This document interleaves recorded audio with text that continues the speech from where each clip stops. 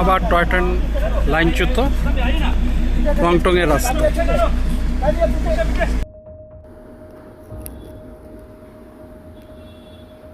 আবার লাইনচ্যুত toy train, আবার সেই রংটং। এই নিয়ে চলতি সপ্তাহে 2 বার এমন ঘটনা ঘটল দার্জিলিংয়ে। আবারও প্রশ্নের মুখে টয় ট্রেনের যাত্রী নিরাপত্তা। শনিবার শিলিগুড়ি নিউ জলপাইগুড়ি স্টেশনে টয় ট্রেন লোকশেড থেকে দার্জিলিংয়ের দিকে যাচ্ছিল। পর্যটক বোঝাই টয় ট্রেনটি শুকনা হয়ে দার্জিলিং যাবার পথে 55 নম্বর জাতীয় সড়ক সংলগ্ন রংটংয়ের কাছে লাইনচ্যুত হয়ে পড়ে। খবর পেয়ে ঘটনাস্থলে যান রেলকর্মীরা।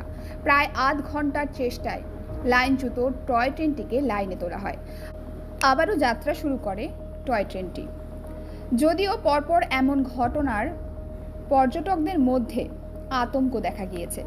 যাত্রী সুরক্ষা নিয়ে প্রশ্ন উঠতে শুরু করেছে। প্রশ্ন উঠছে, কেন একই ঘটনার পুনরাবৃত্তি হচ্ছে? কিন্তু এ নিয়ে দার্জিলিং হিমালয়ান রেলওয়ের তরফে কোনো বিবৃতি মেলেনি।